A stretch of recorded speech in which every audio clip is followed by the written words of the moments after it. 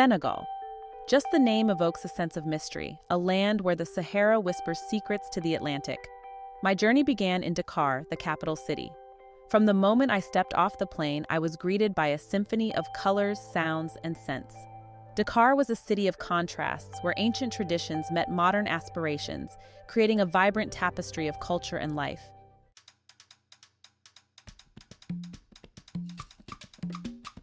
The streets of Dakar throbbed with life.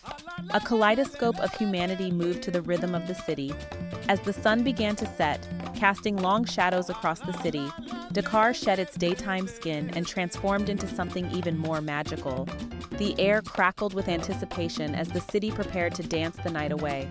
Dakar was a city that knew how to live, how to embrace every moment with a passion that was both infectious and inspiring.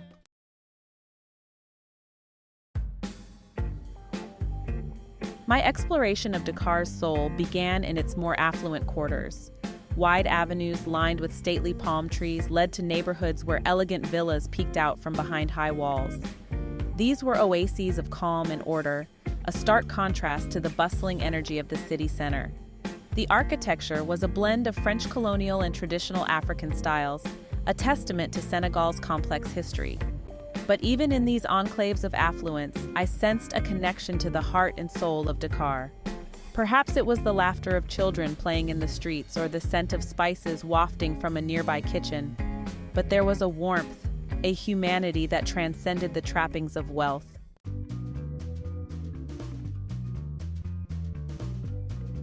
Dakar's shopping scene was a revelation. I strolled through air-conditioned malls, their gleaming facades a testament to the city's burgeoning consumer culture. But it was in the markets that Dakar's true spirit came alive. Stepping into the Marché Kermel was like stepping into another world. From intricately woven baskets and colorful fabrics to handcrafted jewelry and traditional masks, there was something to tempt every taste and budget. But more than just a place to shop, the markets were the lifeblood of the city, a place where people from all walks of life came together to barter, gossip, and simply be.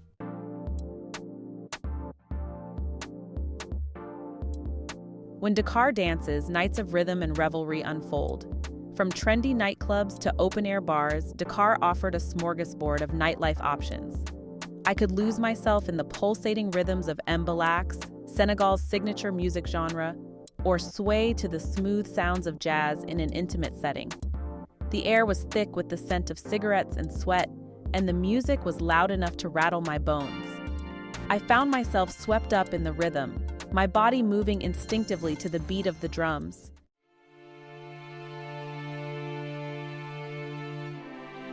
The Pink Lake's embrace, a surreal spectacle.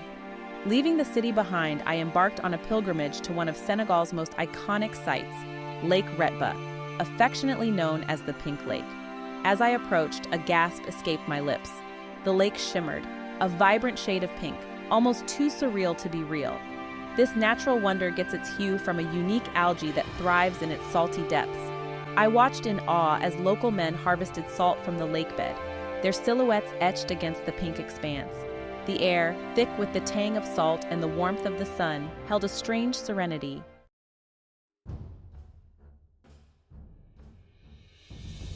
Renaissance Rising, the African monument's majesty. Back in Dakar, a different kind of wonder awaited. The African Renaissance Monument. Towering over the city, this colossal bronze sculpture depicted a family, their faces turned towards the Atlantic, a symbol of Africa's emergence from the shadows of its past. Standing at its base, I felt a surge of emotion. It was a powerful statement, a testament to the resilience and spirit of the African people. I boarded an elevator and ascended to the viewing platform nestled within the monument's peak. The vista that unfolded before me was breathtaking. From this vantage point, I felt a sense of connection, not just to Dakar, but to the entire continent of Africa.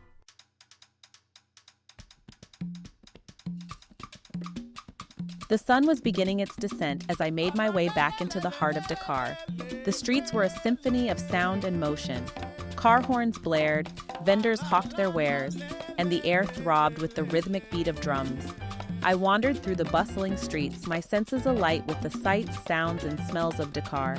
I found myself drawn to a small cafe, its tables spilling out onto the sidewalk. Settling down with a cup of strong, sweet coffee, I watched the world go by. Dakar had gotten under my skin.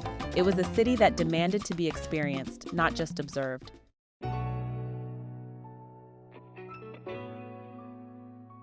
Leaving the vibrant heart of Dakar behind, I ventured towards the Cap Vert Peninsula, home to Almadies, the most upscale residential neighborhood in all of Central and Western Africa. Grand villas, their facades gleaming white against the azure sky, lined the streets, each more impressive than the last. Lush gardens bursting with exotic blooms offered tantalizing glimpses of the luxurious lives lived behind those high walls. This was a world of diplomats and dignitaries, of wealthy expats and Senegalese elite. Luxury cars glided effortlessly along the well-maintained roads. Perched on the westernmost tip of the African continent, where the Atlantic Ocean crashed against the rocky coastline, Almadies offered unparalleled views and a sense of serenity.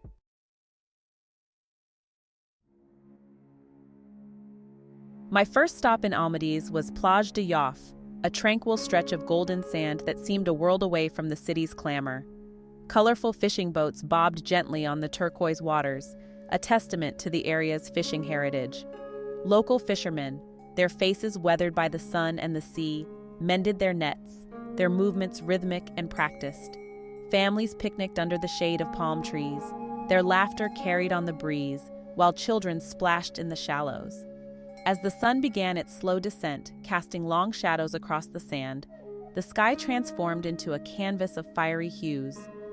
If you enjoyed this tranquil escape, don't forget to subscribe, like, and comment to Everything a Freak.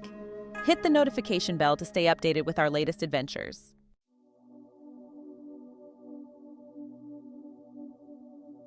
From the tranquil beauty of Plage de Yoff, I ventured further along the coast, eager to experience the wilder side of Almadies. Plage du Virage, with its rugged coastline and powerful waves, was a haven for surfers. I watched in awe as surfers rode the waves with effortless skill, their silhouettes etched against the crashing surf. Finally, I reached Pointe des Almadies, the westernmost point of the African continent, where the Atlantic Ocean met the African shore in a dramatic clash of elements. Here, at the edge of the world, I felt a sense of liberation, a feeling of limitless possibilities stretching out before me.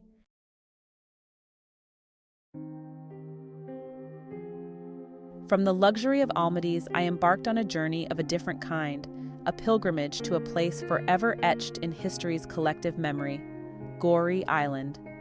A short ferry ride from Dakar's bustling port, Goree seemed to exist in a time warp, a place where the ghosts of the past lingered. As the ferry approached the island, its silhouette rising from the ocean like a slumbering giant, a sense of somber anticipation settled over me. Stepping ashore, I was greeted by a scene of unexpected tranquility. Cobblestone streets, lined with pastel-colored colonial-era buildings, led towards the heart of the island.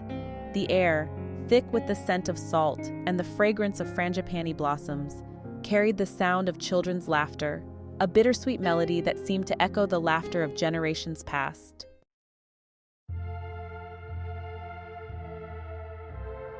My steps led me towards the House of Slaves, the most potent symbol of Goree's tragic past. The air, heavy with the weight of history, seemed to crackle with unspoken stories. Stepping through the doorway, I entered a space where time seemed to stand still. The air was thick with the scent of dust and decay. I stood in the cramped, airless cells where men, women, and children had been held captive, their dignity stripped away.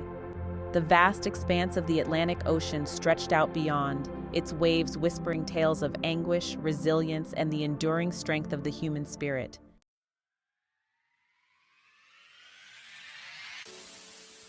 Leaving the House of Slaves, I felt a profound sense of sadness, the weight of history heavy on my heart.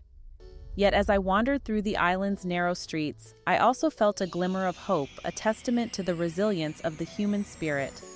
Goree was more than just a place of sorrow. It was a place of remembrance, a living memorial to those who had endured the unimaginable. It was a place where history was not just something to be read about in textbooks, but something that was felt deeply viscerally, in every stone, every building, every breath of air. I encountered local artists, their canvases bursting with vibrant colors, their art a celebration of life, culture, and the enduring spirit of Africa. I saw children playing in the streets, their laughter a testament to the hope that springs eternal, even in the face of adversity. As I boarded the ferry back to Dakar, the sun beginning its slow descent towards the horizon, I carried with me a mix of emotions, sadness, anger, but also a profound sense of hope. Goree had been a stark reminder of the depths of human cruelty, but it had also been a testament to the enduring power of the human spirit to overcome even the darkest of times.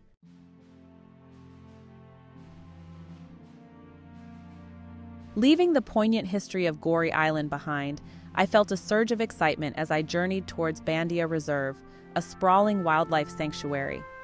Gone were the cobblestone streets and colonial architecture, replaced by a landscape that whispered of untamed beauty and the thrill of encountering creatures in their natural habitat. As our jeep bumped along the dusty tracks, the air thick with the scent of acacia and the sounds of unseen creatures, I felt a sense of anticipation building. The landscape, a tapestry of golden grasslands dotted with acacia trees and baobab giants, stretched out before us, a vista that spoke of a time when nature reigned supreme. And then, as if on cue, they appeared, a dazzle of zebras, their stripes a striking contrast against the golden grass grazed peacefully.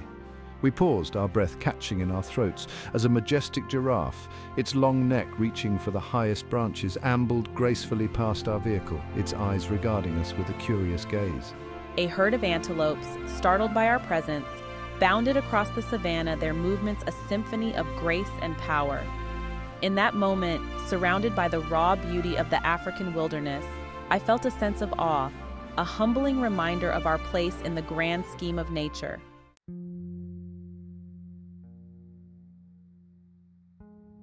From the savanna's embrace, I ventured towards a different kind of natural wonder, Judy National Bird Sanctuary, a haven for avian life.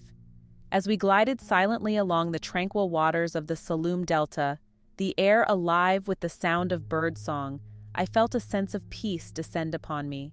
The mangrove forests, their roots forming a tangled labyrinth along the water's edge, provided a sanctuary for a dazzling array of birdlife. We drifted closer, our boat a silent observer in this avian paradise, and I marveled at the sheer variety of colors, shapes, and sounds that surrounded us. Flocks of pelicans, their white plumage gleaming in the sunlight, soared effortlessly overhead, their wing beats a rhythmic whoosh against the backdrop of birdsong. A flash of iridescent blue caught my eye, and I watched, mesmerized, as a malachite kingfisher, its feathers a jewel-toned masterpiece, perched precariously on a branch, its keen eyes scanning the water for its next meal.